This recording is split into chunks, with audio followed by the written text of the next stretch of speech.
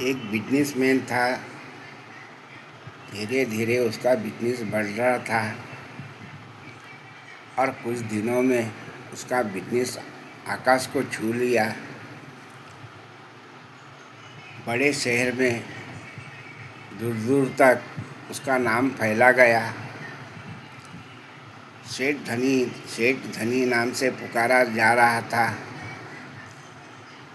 पैसा धन आते ही रह रहा था। पैसे की कोई कमी नहीं थी। लेकिन नसीब के आगे किस्मत ने उसको एक थप्पड़ मारी। अचानक समय बेकार आ गया और सख्त बीमार गिर गया। बीमार होते होते पारलिस पे उसको डाल दिया। डॉक्टर वहीद हकीम बहुत से उपाय किए, लेकिन फल कुछ प्राप्त नहीं हुआ। डॉक्टर वहीद हकीम हार गए।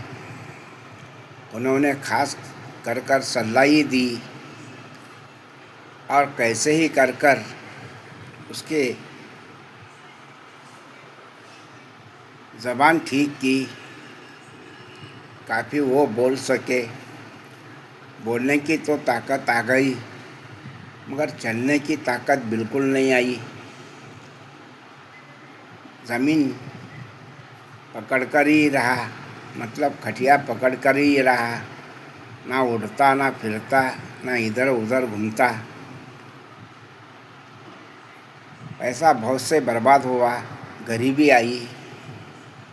गरीबी आने के कारण पत्नी थी और 2 बेटे थे। बहुत परेशान हुए उसकी सेवा करते करते। कुछ दिन बीते। कुछ दिन के बाद वो परेशान होकर पत्नी कहने लगी अपने स्वार्थ के लिए, सुनो जी, यहाँ कोई बात की तुम्हें कमी नहीं। अब तुम तो घूमने फिरने लायक नहीं, ना काम धंधा करने लायक नहीं। यहाँ भी कुछ ज़मीन है, गार्डन है, घर है, जगह है। तुम यहीं पड़े रहो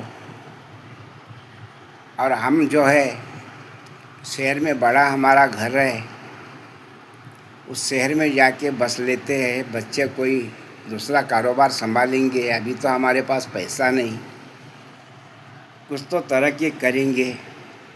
इतना कहने पर और पत्नी ने ये भी कहा, एक नौकरनी हमारे घर की है, वो तुम्हारा देखभाल करेगी। हो सके तो उसकी पगार हम देंगे।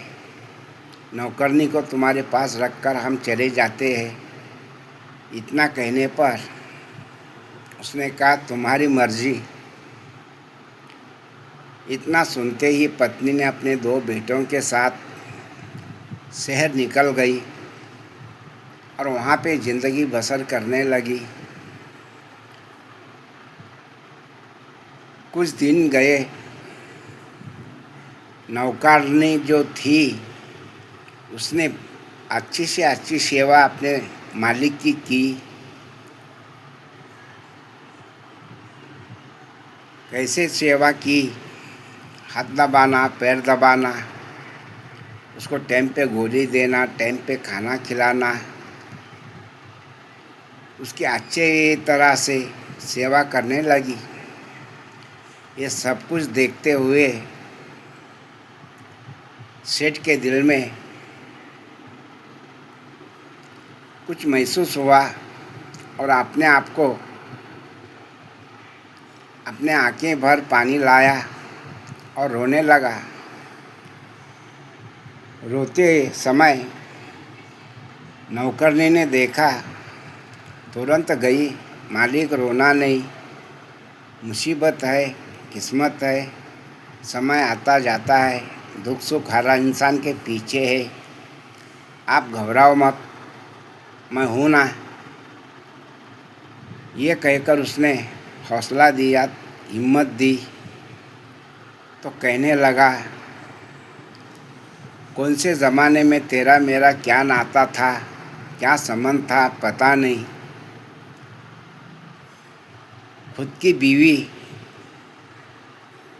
मुझसे तंग होकर विदा हो गई, दूर हो गई, बच्चे दूर हो गए, कोई नहीं रहा मेरा दुनिया में।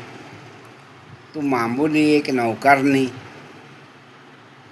मेरी इतनी देखभाल सेवा में जुटी रहती है, रात दिन मेरी सेवा करती है। ना जाने कौन से जन्म का संजोग होगा, कौन से जन्म का नाता होगा, तेरी जैसे नौकरानी मुझे मिली है। मेरे अंदाज में पिछले जन्म में मेरी माँ होगी या तो मेरी बहन होगी, ये जन्म में मुझे मिली है।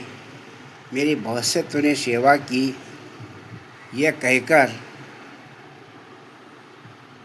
उसको बहन मानने लगा।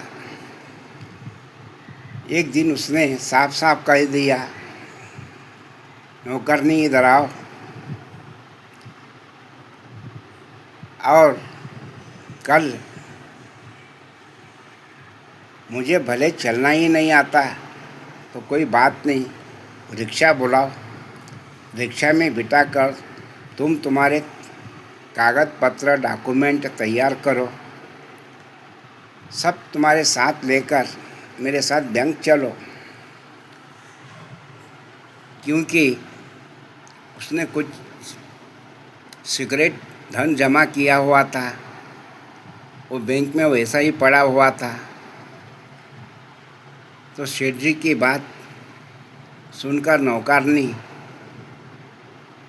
वैसा ही की, कागज़ पत्र डॉक्यूमेंट सब तैयार रेडी करने के बाद फिर सुबह हुई।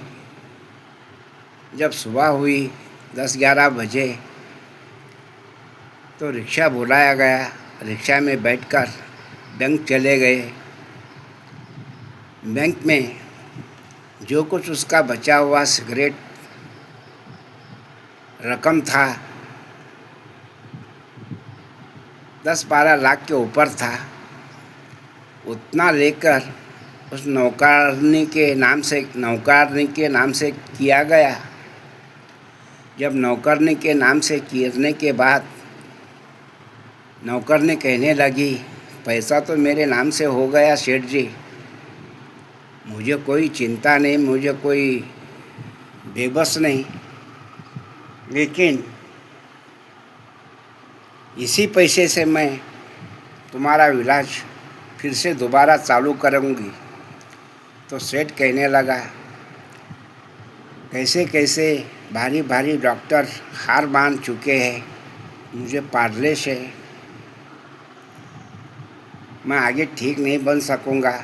उसमें तेरे और तेरे 2 बेटे हैं, उनका परवरिश कर। इतना कहने पर भी उसने बिल्कुल नहीं सुना। प्राइवेट डॉक्टर को बुलाया, घर में उसका इलाज चालू किया, गोली देना, दवा देना, और उसको अपने कंधे पर हाथ रखकर उसी घर के आसपास में गार्डन था, गार्डन में घुमाना, 2 तास घुमाना, किलोमीटर तक ले जाना। ऐसा करते करते अच्छा फल फ्रूट खिलाते हुए, अच्छा से अच्छा ताकतमंद चीज़ उसको लाकर खिला पिलाते हुए थी। कुछ दिन के बाद सचमुच उस धनी को सुधार आया और ताकत से तगड़ा बन गया, एकदम सुधर कर तैयार होने के बाद फिर उसने बिजनेस शुरू किया। तो बिजनेस ने उसको साथ दिया। पहले जैसा था उससे दुगना हो गया बिजनेस, दूर दूर तक नाम फैला, दुनिया का काफ़ी पैसा धन दौलत फिर से दोबारा इकट्ठा हो गया और वो सब बिजनेस वो नौकरनी के बेटे के नाम से कर दिया उसने। जब उसके खास बेटे, 2 बेटे और पत्नी को मालूम होने के बाद आए, बहुत विनती की, बहुत मनाया, तो सेठ जी मानने के लिए राज़ी नहीं था और उनके पास जाने के लिए राज़ी नहीं था, बिल्कुल राज़ी नहीं हुआ। कहा, बुरे हाल में मुझे छोड़कर तुम बड़े शहर जाकर बस गए, तुम स्वार्थ हो, बुरे समय में अपना पराया होता है, लेकिन बेचारी कौन ही है, मेरी सेवा की, मेरी माँ की तरह मुझे पाली पोसी, संभाली, मेरे दुख सुख का साथ दी। ऐसे औरत को मैं कभी नहीं भूलता।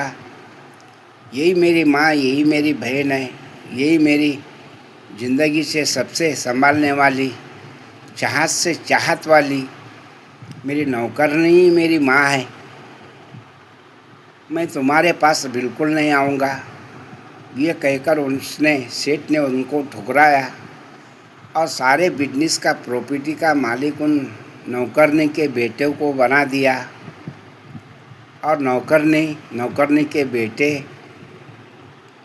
और सेठ बड़े खुशी से जीने लगे और आरामदायक रहने लगे। मेरे दोस्तों, इस कहानी से क्या महसूस होता है? समय जब खराब आता है, अपना जाकर पराया बनता है। अगर बुरे समय में कोई भी साथ दे, जिंदगी भर का दुख सुख उठाए, तो ही अपना बनता है। अपना होकर भी बुरे समय पर अपना नहीं हुआ, पराया कोई मदद करता है, तो वही अपनापन का होता है। अपना अपना नहीं होता, पराया पराया अपना होता है। यही कहानी का मतलब है और कहानी का तजुर्बा भी यही है। अगर कहानी अच्छी लगी तो शेयर करो। धन्यवाद।